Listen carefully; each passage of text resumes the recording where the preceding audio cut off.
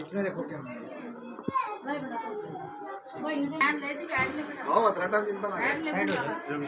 आज मेरे के लिए छोरे की नो बेइज्जती नहीं होना कर लो हो गया इनका भाई आंटी ने रुसावा आज देखो और थोड़ा बीच में आ जाओ बीच में एक जगह बीच में ठीक है हो जाओ बीच में नजदीक हो जाओ कोई बात इधर देखो ये सामने देखो जी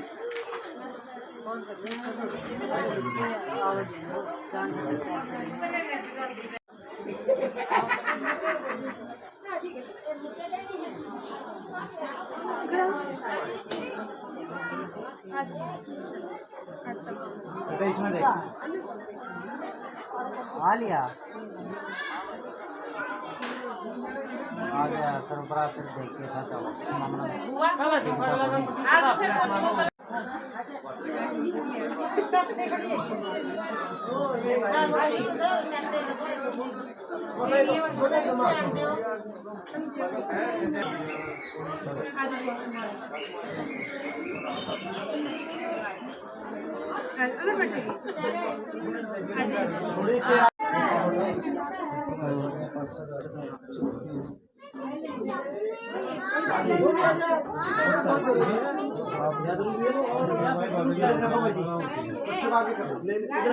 ले ले तो इधर होगा सब ठीक है फिर आपको आगे देख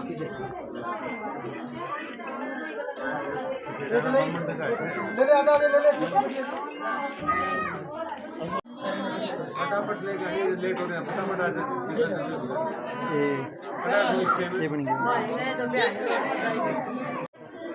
एक मिनट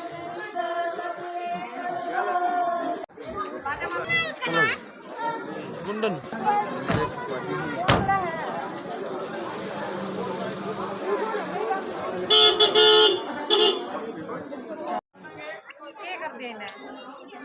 मैं ठीक दी ना तो मैं ना तड़ दी थोड़ी छिटती सी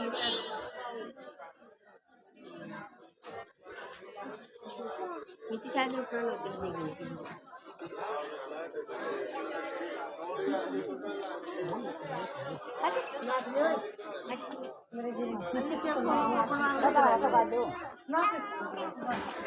धर्म पसंद है जो स्वतंत्रता समानता और भाईचारे को सिखाता है।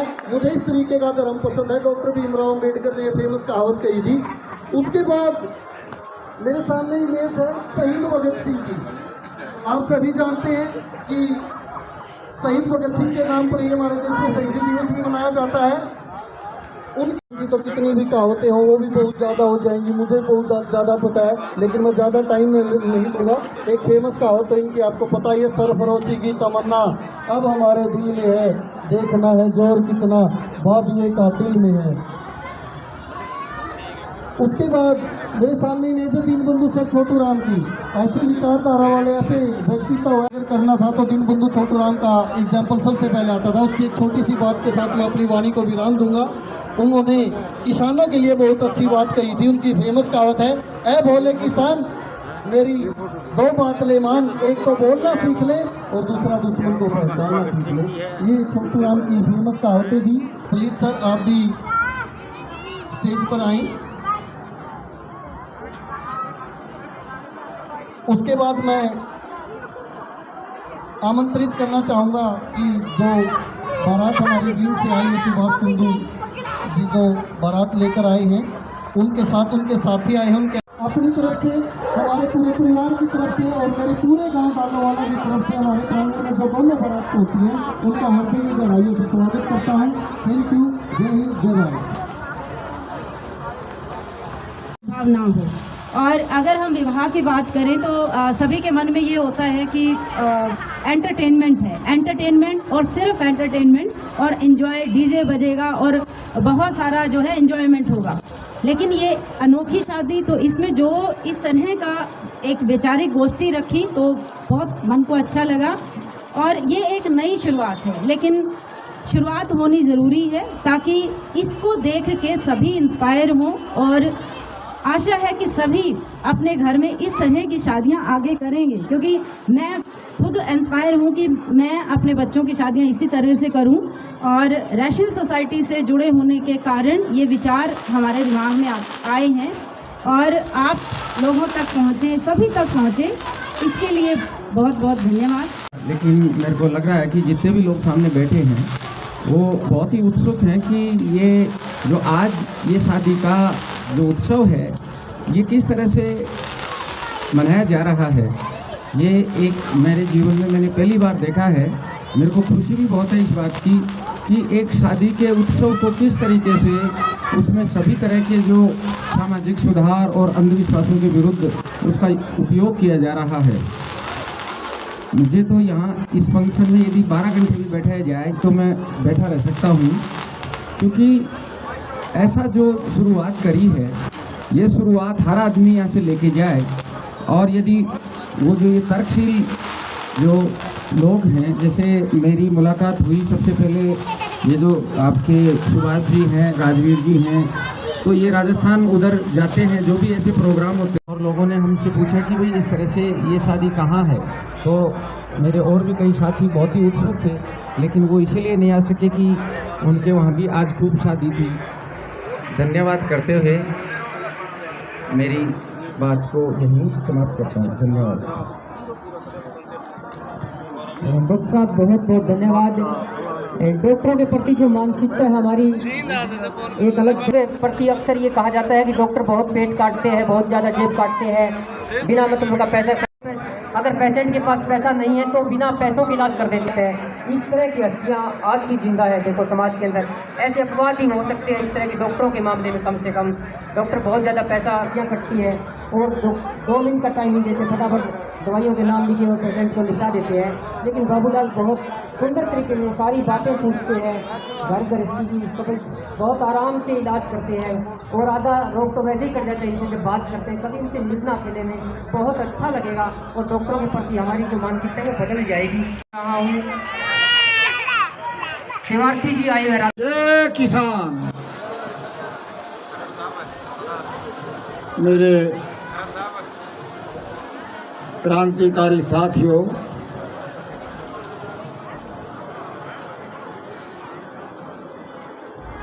आपके यहाँ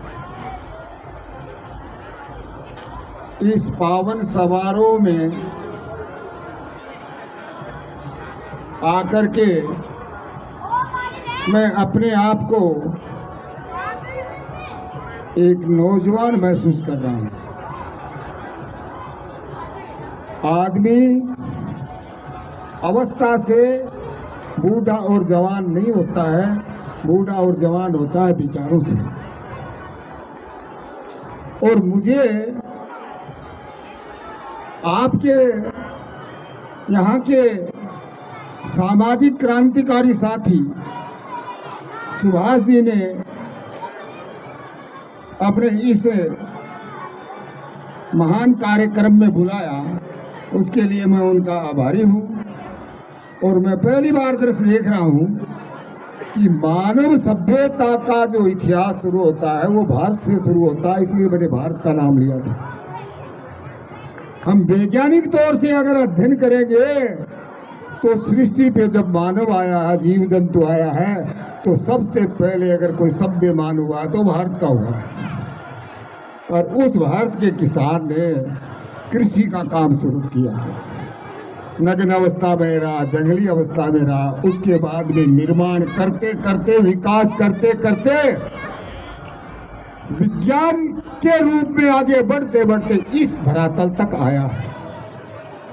और इस धरातल तक आने के लिए उनको किन किन परिस्थितियों से गुजरना पड़ा है। क्या हमारे यहाँ विवाह था, शादी थी, स्वयंवर था? मैं कह रहा हूं थे। स्वयंवर भी था, शादी भी थी, और आज विवाह उत्सव भी हो गया। लेकिन क्या हम विवाह उत्सव के रूप में 8 नंबर को नहीं पैदा किया? पाखंड को पैदा नहीं किया। और मैं समझता हूं कि पाखंडवाद को हमने पैदा किया तो उसको दूर कौन करेगा? उस पाखंडवाद को हम ही तो दूर करेंगे, क्यों? जिसने पैदा किया वही तो उसको परिवर्तन करता है। तो इसलिए मैं धन्यवाद देता हूं यहाँ के समाज को, यहाँ के साथियों को, जिसने इस वातावरण को स्वीकार किया। और ये आज की तारीख में विवाहोत्सव न होकर के स्वयंवर हो रहा है, और स्वयंवर में कोई बिचौलिया नहीं होता है। नर जीवन साथी चुनते हैं, संसार में प्रवेश करते हैं। और वो दृश्य आपने इस हरियाणा की पावन भूमि पे एक देश के सामने रखा है। मैं आप सब लोगों को नमन करता हूं। बहुत बहुत धन्यवाद। बेहद शुक्रिया के साथ आपने बात रखी कि गलत रिवाजें हमारे सामने आ गई है, कुरीतियाँ आ गई है, उनको किस तरह से हम ख़त्म कर पाएंगे और भावी समाज जो है, आने वाली पीढ़ियाँ जो है, उनको एक अच्छा, एक खूबसूरत, एक सुंदर रास्ता दे पाएंगे। ये हमारे सामने एक बड़ा सवाल रहेगा। बहन बेटियों को भी हम हो उनकी, और तो बाबा साहब, डॉक्टर बाबा साहब ने कहा महिलाएं इसमें ज़्यादा भागीदारी करेंगी, पहल करेगी तो इसका खात्मा जल्दी हो सकता है, मेरा ऐसा सोचना है। और जैसा कि सेवार्थी जी ने बताया कि अंधविश्वास पाखंड का जन्म मनुष्य के द्वारा ही हुआ है, तो मनुष्य ही इसको खत्म करेगा। और मैडम ने भी बताया, मैडम बताइए कि ये जो शादी की पहल सुभाष जी कुंडू ने करी है, उनको बहुत अभिनंदन, मेरी तरफ से बहुत धन्यवाद। ये भारत के हरियाणा के अंदर है, एक पहल हुई है। मतलब अभी तक मैं कितनी शादियों में जाती हूँ, इस समय शादियों का सीजन भी चल रहा है, सभी में मैं देखती हूँ कि कितना खाना बर्बाद होता है, कितने ज़्यादा म्यूज़िक चलते हैं, कान फोड़ो, पटाखे फोड़ो, और इतना ज़्यादा डेकोरेशन, ज़्यादा अर्थव्यवस्था मतलब बहुत ज़्यादा खराब हो जाती है। परिवार किसी लड़की की शादी करेगा तो उसको वापस उभरने में अर्थव्यवस्था से 5 वर्ष लग जाते हैं, उसको घर आप इकट्ठा करने में, अपने उधार चुकाने में। जो किसान परिवार होता है उसको, बिजनेस वाले को इससे कोई फर्क नहीं पड़ता है। तो इसमें जो अपने जो सुधार की ये पहल हुई है आज, इसमें मैंने कुछ अनोखा देखा, और ये सब देखने के लिए ही मैं यहाँ पे आई हूँ। मैं तो इसमें क्या अनोखा होता है, इसमें सादा शादियाँ, खर्चीली शादियाँ, वो तो सब मैं रोज़ देखती हूँ, लेकिन ये जो चीज़ आज हो रही है अनोखी शादी, इसमें मैं देखने के लिए आई हूँ कि इसमें क्या अनोखा होगा, और मैं इसमें देख रही हूँ। सभी का धन्यवाद।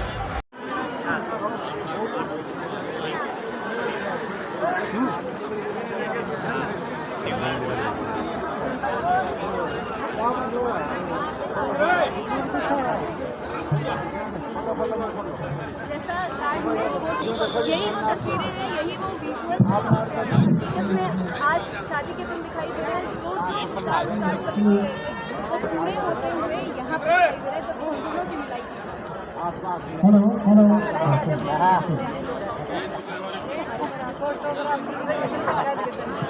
अनोखी शादी के बारे में जब मैंने सुना तो सच में बेहद खुशी हुई, क्योंकि ये सिर्फ शादी नहीं बल्कि शुरुआत है एक परिवर्तन की, और ये परिवर्तन कितनी आगे तक जाएगा हम यही सोच सकते हैं कि इसकी समाज को बेहद ज़रूरत है। और ऐसे ही एक परिवर्तन की शुरुआत मैंने भी की है दिल्ली में, नास्तिक चैरिटेबल ट्रस्ट के नाम से हमने इसको सरकार से रजिस्टर कराया है। आप इसको केवल नास्तिक नाम सुन के ये ना सोचें कि भाई ये नास्तिकों का संगठन है या हमें धार्मिकों से कोई समस्या है। धार्मिक दोस्त है मेरे, खूब शाम को आते हैं, बैठते हैं, और इतना पसंद करता है पूरा गांव कि जब मैंने इस संगठन को शुरू किया तो एक ने भी इसे रोकने का या मेरे रास्ते में किसी भी प्रकार का विरोध नहीं किया, बल्कि सबने साथ दिया है। और कोई धार्मिक कार्य में भी अगर उनको किसी तरह से मेरी मदद की ज़रूरत होती है, मैं खुद आगे बढ़कर हेल्प करता हूँ। लेकिन फिर मैंने नास्तिकों का ही क्यों शुरू किया, अगर मैं धार्मिकों के साथ मिलजुल के रहता हूँ तो। बेसिकली जो मेरा सपना है वो एक ऐसा समाज बनाना है जिसमें सब लोग मिलजुल कर रहे, लड़े नहीं। और मैंने जब इतिहास को पढ़ा है, लगभग 4000 सालों का आप इतिहास उठा के देखें तो आप यही देखेंगे कि लोग जो है किसी न किसी नाम पे बटकर आपस में लड़ते हैं, और इसी वजह से कोई भी व्यवस्था है वो टूटती है और बाहर के आदमी आकर उन पर राज करते हैं। हमारी बहन बेटियों का खूब बलात्कार होता है, लोगों को गुलाम बनाया गया इतिहास में। सिर्फ क्यों? क्या हम इतने कमजोर थे कि बाहर से आने वाले मुट्ठी भर आक्रमणकारियों का सामना नहीं कर सकते थे? सिर्फ इस वजह से कि हम बटे हुए थे कि भाई उसकी लड़ाई है तो भाई भुगतेगा, हम क्यों बेकार में उसकी लड़ाई में घुसें। हमें कभी भी एक नहीं होने दिया, कभी जाति के नाम पे, कभी धर्म के नाम पे। और मैं नहीं चाहता कि हमारे जितने भी दोस्त हैं, संगठन में जितने भी जुड़े हैं, वो किसी भी नाम पर हम बटें, आपस में लड़ें। सिर्फ इसी वजह से हमने जाति धर्म रहित नास्तिकों का संगठन बनाने की शुरुआत की है। क्योंकि आज भले ही आप मिलजुल के रह रहे हों, लेकिन क्या 50 साल बाद हमारे बच्चे भी हमारी विचारधारा को मानेंगे, इस बात की गारंटी नहीं है। लेकिन अगर व्यवस्था ही ऐसी बना दी जाए कि भाई कोई भी जाति धर्म नहीं होगा, तो फिर बच्चों को भी व्यवस्था के अनुसार बचपन से ही वो सोच अपने आप विकसित हो जाएगी। या लॉटरी के टाइम कोई नंबर खोलना है, हे भगवान साथ दे दे, आदत बन जाती है बचपन से। और समय केवल उसी का साथ देता है जो परिवर्तनों को स्वीकार। कि ये एक शादी है और इसमें क्या कुछ अलग होगा, तो वो अलग होने जा रहा है। सभी थोड़ा सा ध्यान से और बिल्कुल शांति बना के रखें। मम्मी पापा प्लीज एक बार स्टेज पे आ जाएं। वधू पक्ष, दुल्हन के मम्मी और पापा दोनों, परिवार में जो भी है, चाचा चाची, दादा दादी, मम्मी पापा,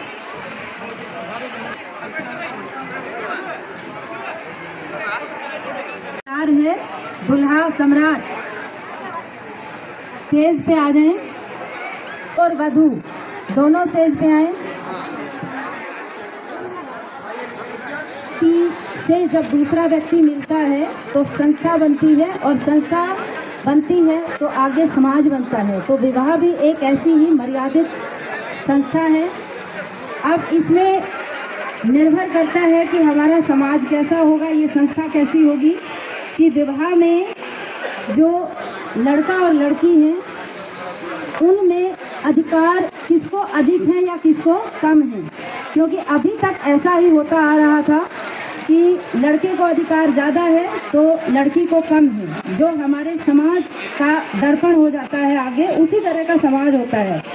तो उम्मीद करते हैं कि ये शादी जो कि अनोखी है, जहाँ लड़के और लड़की दोनों को ही अधिकार बराबर है, जो काम लड़की के लिए है वो लड़के के लिए भी रहेंगे, और जो लड़की काम करती है, जो हमारा एक सामाजिक हम कहें कि एक परंपरा चली आ रही है कि लड़की के लिए ये स्पेसिफिक काम है और लड़के के ये काम है, तो वो ये मर्यादा भी टूटे, ये एक परंपरा जो चली आ रही थी वो भी टूटे। विचारों का समर्थन करती हूँ। जिस तरीके से समाज में व्याप्त बुराइयों को दूर करने का इन दिनों इन दोनों परिवारों ने पहल की है, वह एक सराहनीय कदम है। आज की शादी के बाद यदि एक व्यक्ति का भी विचार दहेज न लेने का होता है तो यह सामाजिक क्षेत्र में क्रांति का काम करेगी। आज से कोई भी बेटी किसी बाप पर बोझ न कहलाकर एक वरदान का काम करेगी। आज बेटी किसी भी क्षेत्र में पीछे नहीं है, वह हर क्षेत्र में आदमी के साथ कंधे से कंधा मिलाकर चलती है। रख हौसला, वो मंजर भी आएगा, प्यासे के पास चलकर समंदर भी आएगा। थक कर न बैठ ए मंजिल के मुसाफिर, तुझे मंजिल भी मिलेगी और मंजिल के मिलने का मजा भी आएगा। धन्यवाद। पहली बार इतिहास के अंदर ये भी नाम दर्ज हो जाएगा, क्योंकि आपने देखा होगा दरअसल शादी की जो रस्में रिवाजें हैं वो पुरुष निभाता है, पुरुष उसको जो पूर्ण करवाता है, शादी को मुकम्मल करवाता है। यहाँ महिला जो है जो भी रस्म है वो उसको पूरा करवाएगी। तो इसके लिए जोरदार तालियां, ये भी ऐतिहासिक कदम है। महिलाएं जो है वो जोरदार तालियां बजा सकती है इसके लिए। आने वाले जो वक्त है वो आपका है। आप हर काम के अंदर बराबर लाकर छोड़ेंगे। सुभाष जी जो है उनका ये विचार है कि महिलाओं को बराबर लाया जाए, इसलिए उनका ये दिली इच्छा थी कि जो शादी है बेटे की वो महिला पूर्ण करवाई थी। इसलिए जो लेक्चरर हैं शशि बाला उनको ये जिम्मेवारी सौंपी गई है। वो जिम्मेदारी संपन्न तो हो चुकी है एक तरह से, लेकिन जो रस्में हैं वो मेरे थ्रू हों। और यहाँ हम चाह रहे हैं कि दूल्हा और दुल्हन संविधान की शपथ लेते हुए अपने जीवन की शुरुआत करें और एक दूसरे को पति पत्नी के रूप में स्वीकार करें। और हम सभी जो दर्शक हैं यहाँ पे, जो निमंत्रक हैं, जो आमंत्रित हैं विवाह में और इसके भागीदार बन रहे हैं, वो सभी इस अनोखी शादी के गवाह बने।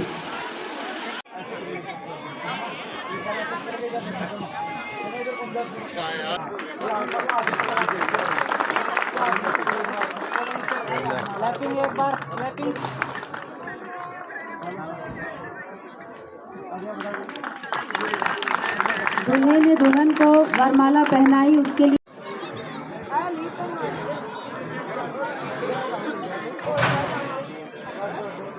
थोड़ा सा ले लो, थोड़ा सा लगा दे।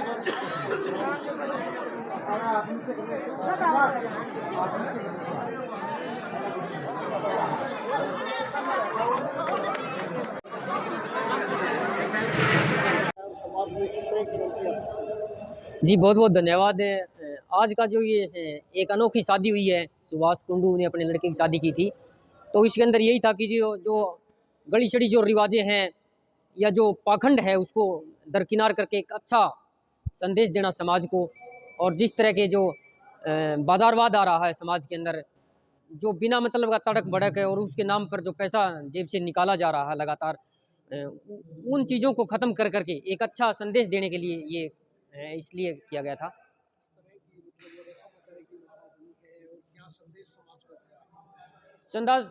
समाज को यही संदेश गया जी कि एक तो दहेज नहीं लेना चाहिए हमें, और शादी के नाम पे जो ज़्यादा दिखावा है वो दिखावा भी नहीं करना चाहिए।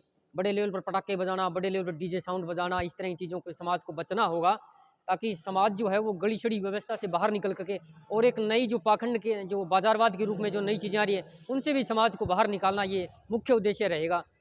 और हमें लगता है कि समाज को ज़रूर एक अच्छा रास्ता मिलेगा और जो हमारी युवा पीढ़ी है वो एक अच्छे रास्ते पर चलेगी, गली छड़ी व्यवस्था से बाहर निकल। सर ये रीति रिवाज यही रहे जो गलत कुरीतियाँ हैं, जो गलत परंपराएं हैं, जिनके नाम पर समाज को ना एक तरह से नचाया जाता है, जो पाखंडी लोग हैं वो अपने इशारों पे नचाते हैं, तो उनको दरकिनार करके भी जो परंपराएं हैं वो हम अपने हिसाब से भी पूरी कर सकते हैं। और इसके अंदर एक बड़ा संदेश ये भी दिया गया, ये शादी है जो महिलाओं ने संपन्न करवाई, शायद भारत के इतिहास के अंदर ये पहली शादी है जो किसी महिला ने संपन्न करवाई। अक्सर आपने देखा होगा हमारे समाज के जो पुरुष प्रधान समाज है, इसमें कोई दोहरा ही नहीं है, और तमाम रिवाजें जो है वो पुरुष कंप्लीट करता है। इस समाज के अंदर पुरुष अपने हिसाब से समाज को डिज़ाइन करता है। तो एक बहुत बड़ा संदेश दिया गया महिलाओं को बराबर लाने का, कि हर तरह के रिवाजें जो है वो हमारी महिलाओं को बराबर का हक है, हर तरह का, किसी तरह का उनके साथ कोई भेदभाव नहीं करेगा ये समाज। नहीं, ऐसा कुछ नहीं हुआ। पहले कई बार धमकियाँ आ रही थी, लेकिन उन लोगों की इतनी हिम्मत नहीं होती कि वो सामने आकर के, जो झूठे लोग होते हैं, जो पाखंडी लोग होते हैं, वो दिखावा जरूर करते हैं, वो बाहर जो है बड़बड़ाते हैं, लेकिन सामने आकर के आपके सामने ना सच्चाई का सामना कभी नहीं कर सकते। वो सुभाष जी है, वो बड़े तार्किक है, बड़े विवेकशील है, और विवेकशील जो इंसान होता है वो सभी को अपने विचारों के हिसाब से समझा लेता है, अपनी बात मनवाने में कामयाब हो जाता है। इसलिए उनको सभी को, हाँ, उनके लिए बिल्कुल अलग था, लेकिन उनको जब बातें बताई गई, उनको समझाया गया तो वो मान गई बिल्कुल खुशी खुशी। और जब मैं आते वक्त उनसे बात कर रहा था, मैंने कई लोगों से बात की, तो वो कह रहे थे हमें बहुत अच्छा लगा, बहुत अच्छा मैसेज गया समाज के अंदर और जाना भी चाहिए। कोई धमकियाँ वगैरह, धमकी वाले वो लोग हमारे, वो तो आपको मालूम है कि सच्चे लोगों के सामने कभी झूठे लोग नहीं ठहर सकते, वो चले गए। ये अच्छी बात है, या उसकी शुरुआत होती है, और ये एक ऐतिहासिक पल रहा होगा जब इतने बड़े लेवल पर जो है एक तरह की जो गली छड़ी व्यवस्था उसके साथ छेड़खानी की गई है। और आने वाला जो समाज है, इस तरह की शादियाँ बिल्कुल आपको देखने की मिलेगी, क्योंकि समाज जो है, युवा वर्ग जो है वो तार्किकता की तरफ बढ़ रहा है, विज्ञान की तरफ बढ़ रहा है। तो आने वाले पलों के, आने वाले जो टाइम है, वक्त है, उसके अंदर इस तरह की शादियाँ देखने को मिलेगी आपको। भाई ये शादी है आज सुभाष के लड़के की। इस शादी के अंदर हमने एक मैसेज दिया है, नया कुछ नहीं किया है।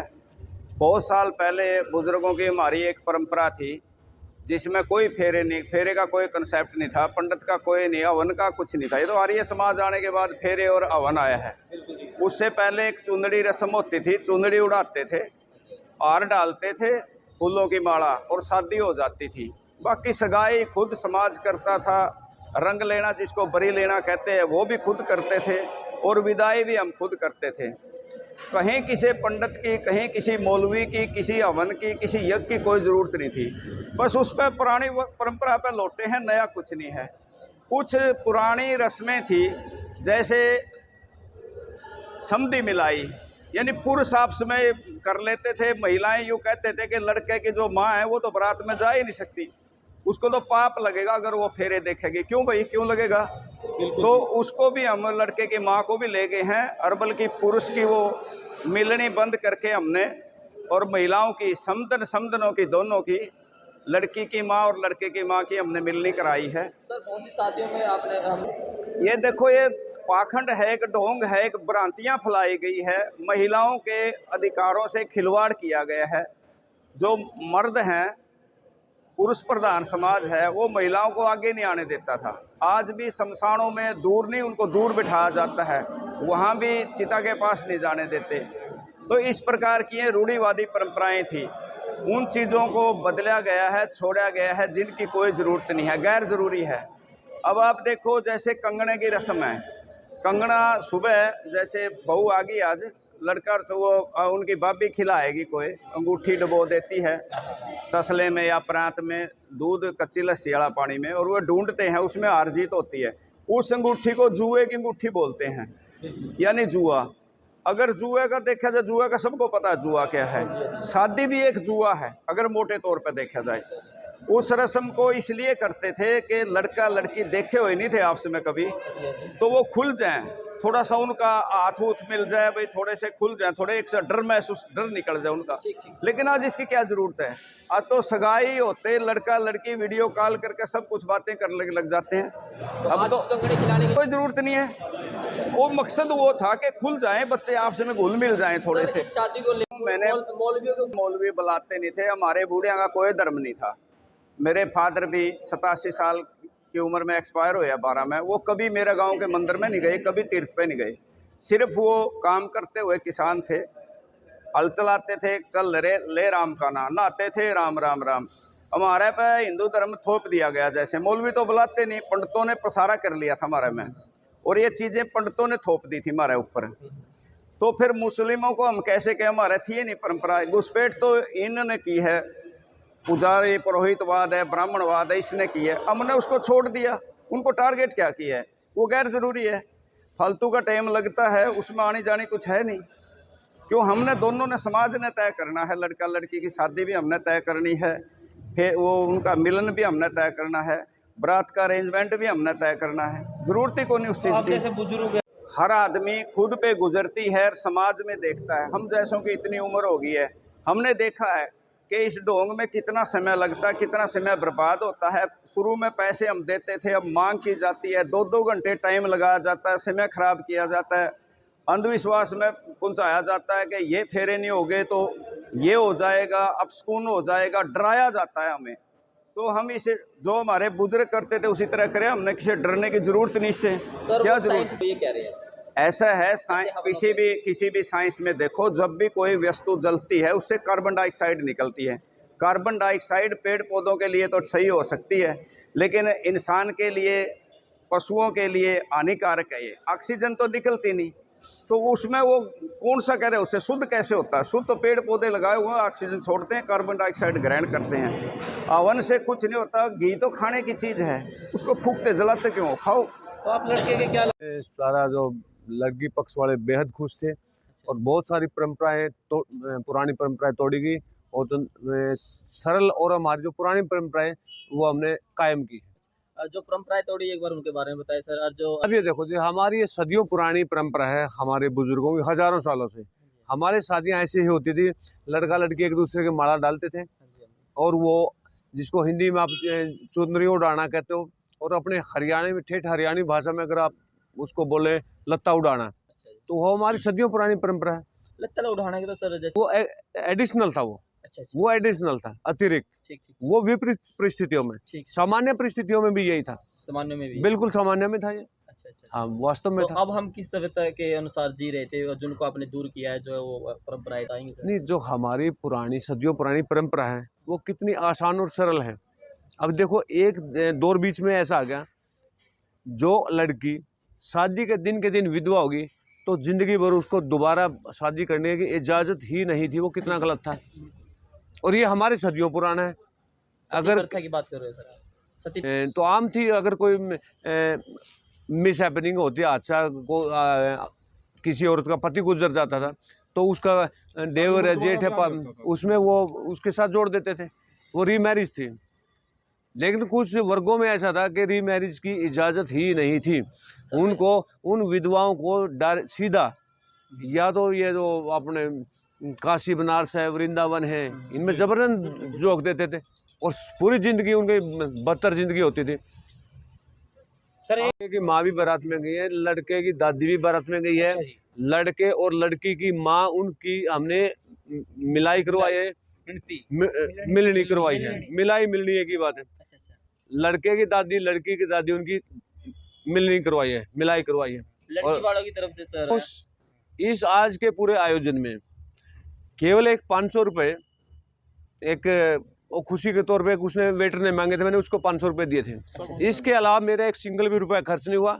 नए लड़की वालों से हमने केवल जो 1 रुपये की मिलनी थी ना, 2 मिलनी थी, दोनों में 1-1 रुपया और 1 रुपया सगाई का, उनकी तरफ से हमने केवल 3 रुपये में 3 पे बहुत सारी दिक्कतें हैं। क्यों नहीं है दिक्कत? बताओ। एक बात बताओ, कितना टाइम बर्बाद होता है। और जो मंत्र संस्कृत भाषा में पढ़े जाते हैं, आप जितने भी खड़े हो, आप एक में बताओ, किसी के समझ में आते हैं? वो आते हैं किसी के समझ में? नहीं आते।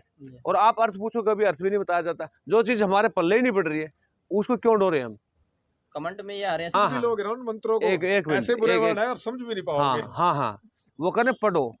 हम अपनी भाषा पढ़ रहे हैं, जो हमारे पुरखों की भाषा थे वो पढ़ रहे हैं। कौन सी सर? हमारी पाली भाषा, अपभ्रंश भाषा, हमारी जितनी ये अक्षत्रिय भाषा है, हमारे बुजुर्गों की है। संस्कृत आप, मैं चैलेंज करता हूँ, आप पूरे देश में कोई एक तहसील बताइए जहाँ के लोग संस्कृत बोलते हो, एक तहसील का बताओ, एक सिंगल की। सर, आपसे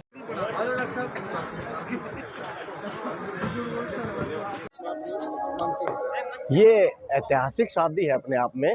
वैसे ये एक नई परंपरा की शुरुआत हुई है, जो सदियों पहले हमारी इस प्रकार की शादी थी, जो हमारे पुरखों ने बहुत पहले थी, लेकिन बीच में पाखंडवाद आने के कारण, इसमें ब्राह्मणवाद आने के कारण कुछ शादियां उस प्रकार से होने लगी जिसमें पाखंडवाद और ज़्यादा खर्ची और ज़्यादा प्रकार का दिखावा समाज में आ गया। इसलिए इस प्रकार की शादी की शुरुआत होनी चाहिए। मैंने भी मेरे भतीजे की शादी में थोड़ी बहुत शुरुआत करी थी, करना चाहूँ था, लेकिन जो समाज का प्रेशर है, जो ढांचा भांचा है, जो सामाजिक परंपराएं चल रही है, हम उनमें इतने जकड़े हुए हैं कि उनसे बाहर निकलना सबके बस की बात नहीं। सुभाष कुंडू जी को तो मैं धन्यवाद देता हूँ और सैल्यूट करता हूँ, ये क्रांतिकारी है और इन्होंने शुरुआत कर दी। और इनके पास बहुत समाज का प्रेशर है, औरों का प्रेशर है, धमकियाँ भी मिली हुई है इन्होंने जबकि कोई गुनाह नहीं किया। बगैर पंडे के, बगैर फेरों के, बगैर किसी पाखंड के, बगैर पैसे के शादी करना बहुत बड़ी अपने आप में एक नई पहल है। क्या लगता है, समाज में बदलाव शुरुआत कह सकते हैं? यस, बदलाव है, शुरुआत है, एक विचार है। और ये भी एक सामाजिक कार्यकर्ता है, एक संगठनों में काम करता है विभिन्न प्रकार के, और बहुत से संगठन चाहते हैं, हम भी इस विचारधारा से जुड़े हुए हैं कि इस प्रकार की शुरुआत होनी चाहिए। और ये एक विचार जल्दी से समाज में फैलेगा, इसमें कोई दो राय नहीं। और आने वाले सालों में इस प्रकार की शादियां बहुत होगी, जो बिना खर्चे के होगी और पाखंड से परे होगी। क्योंकि पाखंडवाद समाज में बड़ा एक किस्म से कुरीति है, बुराई है, उससे बाहर निकलना हमारे जो बाहर है। क्यों बाहर है? एक होता है शारीरिक गुलाम, एक होता है मानसिक गुलाम। हम मानसिक रूप से गुलाम है, ये को मानने को तैयार नहीं। डर, भय, भूत, जैसे बाबा साहब ने कहा था कि शिक्षा शेरनी माँ का दूध है, जो पिएगा दाढ़ेगा। उसकी वजह से हम पाखंड में हैं। अब देखना, आपको आवड़ की तरफ लेन लगी हुई है। वही बच्चे 3 किलो का एक बैग उठा के स्कूल कॉलेज नहीं जा सकते, 40 किलो का वजन उठा के पाखंडवाद में 300 किलोमीटर घूम रहे हैं।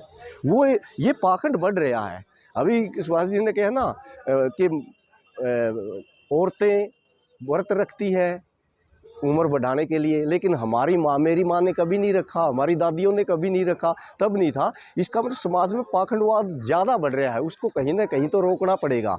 और इसमें एक अच्छी पहल है, पाखंडवाद को भी रोक रहे हैं और बिना खर्चे की शादी, बिना किसी और, आप समझ गए सारी बातें, जो एक मतलब पाखंडवाद को भगाना है इस देश से। आपका शुभ नाम? कृष्ण शौकन। ये बहुत अच्छी शुरुआत है जो सुभाष कुंडू जी ने की है। इससे पूरे भारत के करोड़ों लोगों को फ़ायदा होगा, क्योंकि आज तक शादियों में लाखों करोड़ों रुपए का जैसे लेन देन होता है, दहेज देते हैं लोग, लेते हैं, और बहुत सारे लोग तो इंटरेस्ट पे, ब्याज पे पैसा उठा के शादी करते हैं। तो ये शादी देखने के बाद करोड़ों लोगों को फ़ायदा होगा कि बिना दहेज के, बिना पैसे के भी शादी की जा सकती है। और ये भी बात रहेगी कि जैसे इसमें कुछ महापुरुषों को जैसे साक्षी मान के, उनकी प्रेरणा लेके, उनके द्वारा चलाए गए रास्ते, जो दिखाए गए रास्ते पे चल के, भाई हमें भारत में भाईचारा निर्माण करना चाहिए। और जिसके हम मिसाल देते हैं अमेरिका की, इंग्लैंड की, ऑस्ट्रेलिया की, जर्मनी की, जापान की, तो यदि भारत इस प्रकार की शादियां करेगा और पाखंड मुक्त होगा और तर्कशील ढंग से जीवन शैली अपनाएगा, तो अमेरिका, इंग्लैंड और जर्मनी, जापान के हम बराबर आ सकते हैं। और उस समय यदि इसको फॉलो करते रहे तो हम उससे आगे भी निकल सकते हैं। और भारत में यदि असली मायने में भाईचारा निर्माण करना चाहते हैं तो हमें इस पाखंडवाद से, जातिवाद से और इस जो ये शादियों का व्यापारीकरण कर रखा है, इससे छुटकारा हमें जैसे दिलाना पड़ेगा देशवासियों को। और यदि देशवासियों को इससे हम छुटकारा दिलवा पाते हैं तो हम अमेरिका और इंग्लैंड की बराबरी कर सकेंगे। मुझे लगता है इसको देश के लोग फॉलो ज़रूर करेंगे, इसका अनुसरण ज़रूर करेंगे, और आने वाले समय में भारत का बहुत जो परचम है वो अमेरिका, इंग्लैंड और पूरे विश्व में लहराएंगे। मैं इस बात पर, इस मौके पर यही कहना चाहता हूँ। धन्यवाद। मैं डॉक्टर वेद प्रकाश जी हैं, बगैर दहेज के ये सादा खाना है बिल्कुल भी हैं। और बताओ जी, आडंबर से रहित, खर्चे से रहित, हाँ, लेन देन के, तो क्या लगता है? बहुत अच्छा लगेगा जी। तो क्या संदेश समाज में मानते ये हैं? बहुत अच्छा संदेश आ जाएगा जी। आपका शुभ नाम? राजकुमार वर्मा। परिचय क्या है और इस तरह की जो शादियां हैं, क्या संदेश जो समाज में जाता है? मैं बाबा परमिंदर सोरान खाब, उत्तर प्रदेश का चौधरी। आज जो सुरेश कुंडू जी ने यहाँ अपने बेटे की शादी करी है, बिना दहेज के, बिना डीजे के, बिना दिखावे के, ये बहुत अच्छी है। और बिना पंडित पुरोहित के, इसका समर्थन करने के लिए, इन नव जोड़े को, वर वधु को आशीर्वाद देने के लिए उत्तर प्रदेश गाजियाबाद से आए हुए हैं। कोई पंडित नहीं, कोई मंत्र नहीं, कोई फेरे नहीं, और बहुत सी धमकियां जो है सुभाष कुंडू को, जो तीतरम गांव से अपने बेटे की शादी कर रहे हैं, उनको मिली है। तो इस पर क्या कहना चाहिए? पंडित पुरोहित की कोई जरूरत नहीं है। जब राजा महाराजा युद्ध करके रानियों के जीतते थे, तब भी कोई पंडित पुरोहित नहीं होता था। और जब स्वयंवर होते थे तो वहाँ पे सब राजा महाराजा खड़े होते थे। एक बोलता था, ये इतना शक्तिशाली है, इसका इतना बड़ा राज्य है, वरमाला डाली जाती थी और वो शादी मानी जाती थी। और जो कोर्ट मैरिज हो रही है, हर डिस्ट्रिक्ट कोर्ट में डेली प्रतिदिन 10-20 शादियाँ होती हैं। जो कुंडू साहब का विरोध कर रहे हैं, कोर्ट में जाओ ना, केस करो ना। संविधान के दायरे में रह करके कुंडू साहब ने शादी करी है। पंडित पुरोहित की जरूरत तो कोर्ट में नहीं है। वहाँ जो डिस्ट्रिक्ट कोर्ट में जज बैठे उन्हें धमकी दो, सुप्रीम कोर्ट को धमकी दो, इनकी औकात पता लग जाएगी ना अपनी का। ये तो वे टकपूंजिया लोग हैं जिन्हें नॉलेज नहीं है, जिन्हें बिना मतलब की बात करने का वो होता है, विरोध करना सिर्फ रहता है। देखो, बिना दहेज के शादी करना अपने आप में बहुत बड़ी बात है। नहीं तो सबका जी करता लेने का, देने किसी को नहीं करता। इस देश के अंदर लगभग 80% आबादी ऐसी है जिसको खाने को अनाज नहीं मिलता। इसको भाजपा सरकार बोल रही है कि हम 80% आदमी को जो है अनाज उपलब्ध करा रहे हैं। उस देश के अंदर कहाँ से दहेज के लिए 10-10 लाख रुपए लाएं? कर्जे में डूबते जा रहे हैं।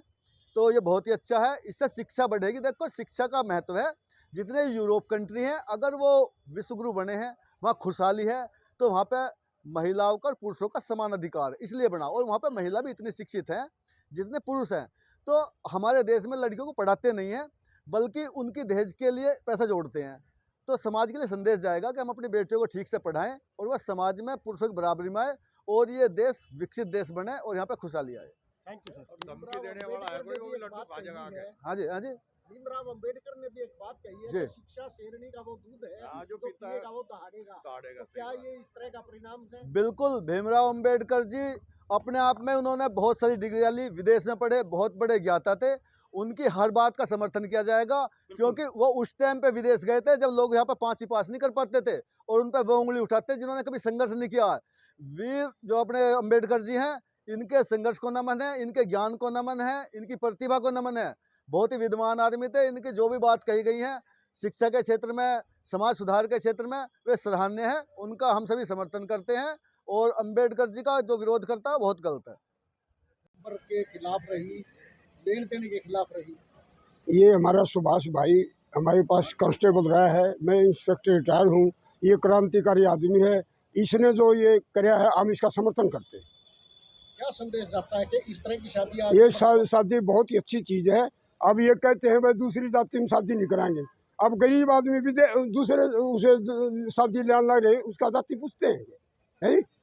हम तो ये चाहते हैं भाई गरीब आदमी का रास्ता लो, और ये ऐसा ही करो, बगैर पैसे के दहेज के करो, बगैर दहेज के। हम इसका समर्थन करते हैं। नहीं, दहेज के नाम पे कितनी बलियां चढ़ती है, हाँ। कितने वो होते हैं।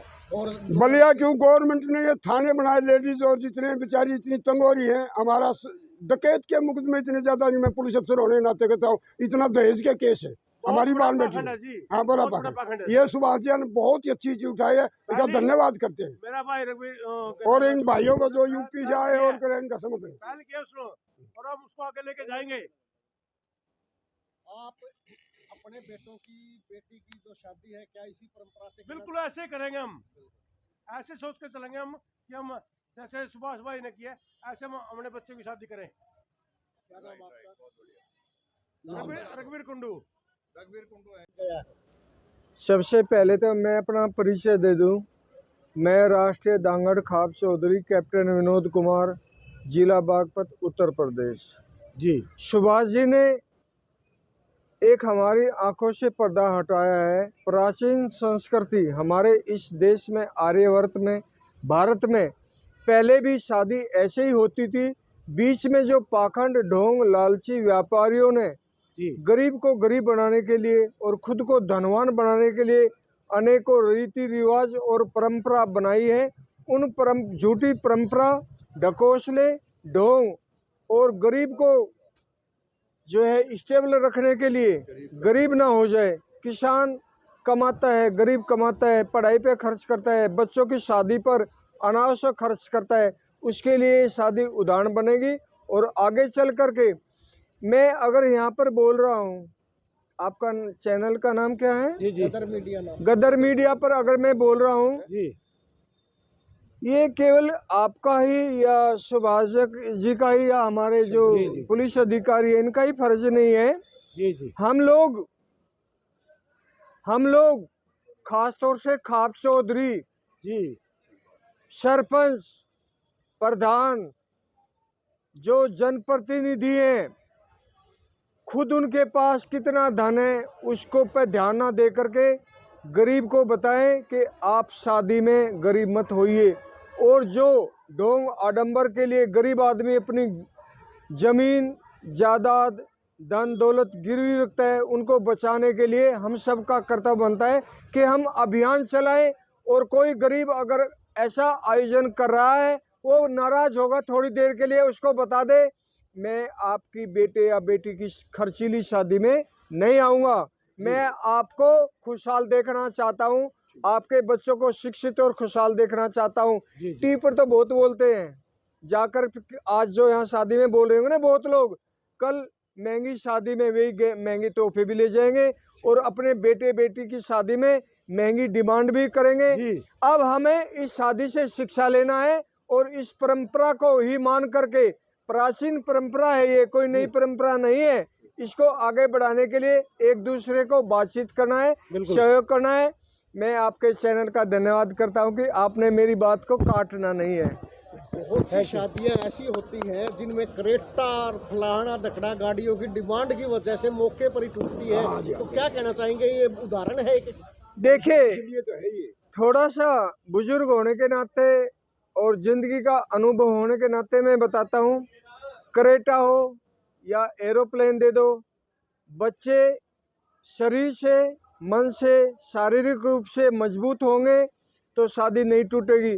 आप पूरा घर दे दो, धन दे दो, एक नपुंसक से शादी कर दो, लड़की क्यों रहेगी? जी। सबसे पहले हमारा स्वास्थ्य है। दूध खाओ, दही खाओ और बच्चों को मजबूत बनाओ। एक दूसरे को देखने से ही आकर्षण हो, गाड़ी में बैठने से कुछ नहीं होता। दौड़ के भी चले जाएंगे गरीब आदमी। गरीबी को मिटाने के लिए ये शादी है। बाकी शादियां क्यों टूटती है, इसके लिए एक वीडियो अलग बनाओगे तो तहलका मच जाएगा। मैं बता दूंगा क्यों टूटती है शादी। आधा काम तो सोशल मीडिया पर 12 बजे तक बैठ करके बच्चे करते हैं, इसलिए भी टूटती है।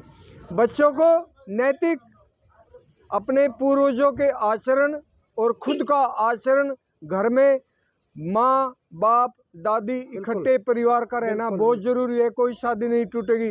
छोटे छोटे परिवार होना, दादा बाबा को बोलना कि इनको तो हम जानते नहीं, और नए बच्चों को ओनली फॉर मोबाइल पकड़ा देना, इसमें कार्टून के बहाने असली चलते चलते अश्लील वीडियो आना, बच्चे मन से भटक जाएंगे। हमारी वो प्राचीन संस्कृति के 25 साल तक हम ब्रह्मचर्य का पालन करेंगे। 25 साल से 50 तक हम गृहस्थ आश्रम करेंगे।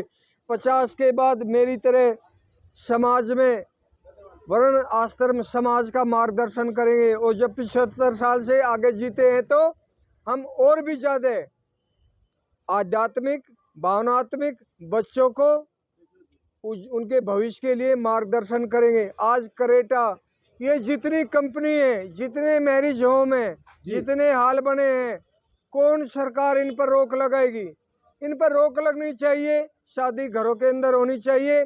जब मेरी शादी हुई थी या मेरी बेटी की शादी हुई थी, मेरी माँ ने कहा था अगर हम देवी देवता को मानते हैं तो अपनी दहली पर ही पूजन होना चाहिए। दहलीज होती है ना, जो दरवाजे की दहलीज के, उस पर ही पूजा नहीं होगी तो वो शादी नहीं होगी। अगर दहलीज पर ही दूल्हा दुल्हन को वहाँ पर आरता होता है और जो पूजा होती है उसको पाखंड कह लो, लेकिन वो शादी जिसके घर में दहलीज पे शादी होती है वो नहीं टूटती है। शादी होती है जिसकी मोबाइल पर, फेसबुक पर, सोशल मीडिया पर, क्रेटा की वजह से, एयरप्लेन की वजह से, धन की वजह से, तो एक दूसरे से प्रतिस्पर्धा में, कई चीज़ की प्रतिस्पर्धा में लोग बच्चे भी समझते ये हैंडसम नहीं है, मुझे हैंडसम बॉय चाहिए था। वह लड़की अपने से पति से अच्छे को देखती है तो उसकी तरफ झुकती है। लेकिन जब लड़की लड़का बाबा और दादी के पास संस्कार सीखेगा तो वो अपने पति को भगवान और पत्नी को देवी मानेगा, शादी नहीं टूटेगी। बच्चों को मोबाइल ना दे। मोबाइल एक झगड़े की जड़ है जो बच्चों को अपनी जगह से विपरीत ले जाती है। अगर बच्चा ठीक ढंग से प्रयोग करे तो मोबाइल एक नंबर का बढ़िया तरीका है, लेकिन अगर उसको गलत तरीके से प्रयोग करे तो हमारी बच्चों की, मतलब बेटियों की लाइफ खराब हो जाती है उसमें। बहुत अच्छा लगा सर। मेरे मतलब एक्सपीरियंस में एक और एक्सपीरियंस जुड़ा, और इस शादी को मतलब इतना वेट कर रहे थे हम कि हम कब जाएं और कब इन चीज़ों को एक्सपीरियंस करें। तो जैसे सुभाष सर आते थे, हम शादियों में मिलते थे, मीटिंग होती थी, तो वहाँ एक चीज़ हमें खटकती थी कि क्यों ये पाखंड हैं। तो कब हम अपनी जो अपनी परंपराएं हैं, शादियां हैं, उनको हम पाखंड से कैसे निकाल सकते हैं, तो उस पर विचार होता था। और सर ने तो इनिशिएटिव लेके मतलब माशाल्लाह बहुत बढ़िया कर दिया। तो बहुत अच्छा लगा। इसका मैसेज समाज में जाना है कि दहेज का जो दानव है, जो इतना विराट रूप ले चुका है, अगर उससे हमें बचाना है अपनी बेटियों को तो इस तरह के इनिशिएटिव लेने पड़ेंगे। और दूसरी बात कि अगर सही में मूल चूल परिवर्तन करना है तो शिक्षा पे जोर देना होगा। लड़कियों को शिक्षित करें, उनको स्वावलंबी बनाएं, उनको सेल्फ रिलायंस बनाएं, ताकि वो अपने पैरों पे खड़े हों, और पैरों पे खड़ी होगी तो किसी में हिम्मत ही नहीं होगी दहेज मांगने की। जिस पाखंड के खिलाफ जो कदम उठाया सुभाष जी ने, काफ़ी धमकियाँ भी मिली हैं, लेकिन समाज में जो मैसेज है वो कुछ समाज में एक पॉजिटिव मैसेज आएगा। देखिए, जब भी कोई शुरुआत होती है तो उसका विरोध होता है, और जितना विरोध होगा मेरे ख्याल से उतनी ही वो चीज़ें प्रखर होकर आती हैं सोसाइटी में। तो बहुत अच्छा लगा हमें कि हम इस विवाह का हिस्सा बन रहे हैं। शशि को और चैनल देखने वालों को सभी को हाथ जोड़ के राम राम। जो आज यह शादी हुई है, इंडिया में पहली शादी हुई है जो बिना दहेज के, बिना पाखंड के, जो आज मेरा छोटा भाई अपने जीवन मीडिया के सभी समर्थकों को मेरी हाथ जोड़ के राम राम। आज ये जो शादी है मेरे अंकल सुभाष तीत्रम के घर पर, इंडिया की पहली शादी जो एक उदाहरण बनकर और एक इतिहास रचने जा रही है, बिना दहेज के और बिना पाखंड के। मतलब आज मेरा छोटा भाई कुंडू साहब अपने जीवन साथी के साथ नया जीवन की शुरुआत करने जा रहा है। मैं सभी देशवासियों से हाथ जोड़कर विनती करता हूँ, ऐसी शादी का आप अगला उदाहरण आप खुद बने। जय हिंद, जय जवान। शादी जो अंकल जी ने जो किया है, पूरा फंक्शन वगैरह का जो अरेंजमेंट किया है, मैं उसके बारे में यही कहना चाहूँगी, बहुत ही अच्छा प्रोग्राम था। हमने पूरा अटेंड किया, पूरी हमने शादी वगैरह देखी, और उसमें जो दहेज के खिलाफ, जो पाखंड के खिलाफ, जो पंडितों के खिलाफ जो बयान वगैरह जो दिए गए हैं, उसमें शादी में जो बताया गया है, मैं यही चाहूँगी बहुत अच्छा, मतलब बहुत अच्छी शादी रही है। और हर किसी को यही संदेश देना चाहूँगी कि प्लीज़ आगे से आगे ऐसा कदम ज़रूर उठाएं। कहाँ से आए आप और इस शादी का कैसे पता चला? हम सुहास अंकल जी के मतलब क्लोज फ्रेंड हैं, और हम पानीपत से आए हैं, और इस शादी के बारे में मेरे हस्बैंड काफ़ी क्लोज है इन अंकल जी के साथ में।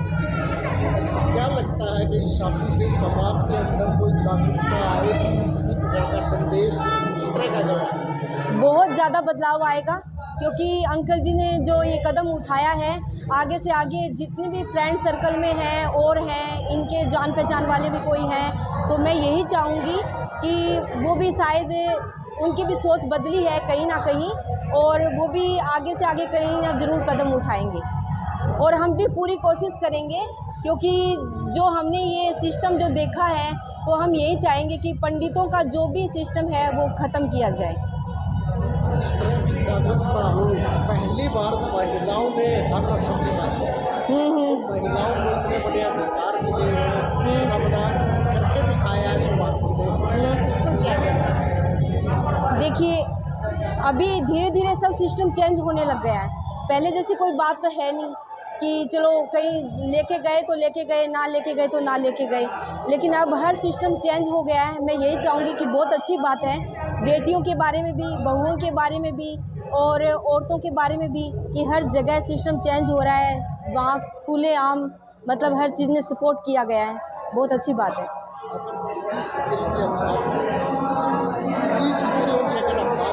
वहाँ एक चीज़ सिखाई जा रही है कि महिलाओं के लिए केवल सौंदर्य प्रसाधन के तौर पर इस्तेमाल किया जाता है, चाहे पुरुष की दाढ़ी बनाने की चीज़ होती है, वहाँ भी महिला इस्तेमाल की जाती है। इस पर क्या कहेंगे? आज की चोट जो लगी है समाज, सुनाई नहीं दिया मुझे, आवाज़ नहीं आई। आज की जो चोट लगी है समाज को, ये पुरुषों की दाढ़ी बनाने की बात हो तो वहाँ भी महिलाओं को इस्तेमाल करके दिखाया जाता है, ब्लेड के तौर पर या और किसी चीज़ पर। महिलाओं को सौंदर्य प्रसाधन के तौर पर इस्तेमाल किया गया है, लेकिन पहली बार महिलाओं को अधिकार के तौर पर साबित किया गया। देखो, अधिकार देना मतलब जेंट्स का काम होता है। अगर वो आगे बढ़कर अपनी मतलब महिलाओं को अधिकार देते हैं तो बहुत अच्छी बात है, और समाज के लिए तो बहुत अच्छी बात है, क्योंकि आगे से आगे अब कोई भी बेटी होगी, कोई भी बहू होगी, उसे आगे बढ़ने का कदम मिला है, तो ये बहुत अच्छी बात है। और ये काम हमारे सुहास अंकल जी ने करके दिखाया है, तो मैं उनका तहे दिल से धन्यवाद करूँगी। और यही कहना चाहूँगी कि हर बेटी के लिए, हर बहू के लिए, हर माँ के लिए कि आगे से आगे ऐसे ही कदम उठें और ऐसे ही अधिकार उनको मिलते रहें। एक बात मैं आपसे पूछना चाहता हूँ। हाँ जी बोलिए। जिन महिलाओं को इस तरह के अधिकार मिल जाते हैं वो उनका गलत इस्तेमाल जब करने लगती है तो क्या कहना चाहिए? देखिए ये गलत बात है। अगर कोई आपको सम्मान दे रहा है, कोई आपको बराबर खड़ा होने का अधिकार दे रहा है तो उसका नाजायज़ फ़ायदा नहीं उठाना चाहिए। ये बात मैं कहना चाहूँगी, क्योंकि लेडीज़ ज़्यादा पढ़ लिख लेती हैं तो भी मतलब घर वालों को परेशान करना, ये करना वो करना। तो मैं इसके बारे में भी कहना चाहूँगी कि कोई आपको आगे बढ़ा के पढ़ा रहा है, कोई आपको सम्मान दे रहा है तो उसका गलत फ़ायदा ना उठाएं। मैंने मेरी मैडम को 10वीं से 8वीं से लेके और BA तक करवा दिया, लेकिन आज भी वो जागरूक नहीं है, तो क्या करेंगे? अब वो उनकी सोच पे है, वो उनकी सोच पे है। अब जैसे मैं इनके साथ रहती हूँ, मैं अपने हस्बैंड के साथ रहती हूँ, हर प्रोग्राम में जाती हूँ, हर प्रोग्राम अटेंड करती हूँ, तो कहीं ना कहीं मतलब जो दिमाग की जो मानसिक जो सोचने की जो शक्ति है अपनी, वो कहीं ना कहीं चेंज होती है। तो मेरा यही मानना है कि आप उसको मतलब आप उनको कहीं ना कहीं ऐसी जगह जो जहाँ पे ये चीज़ें सिखाई जाती हैं वहाँ उनको लेके जाएं, तो मेरा यही मानना है कि कहीं ना कहीं उनकी सोच ज़रूर चेंज होगी।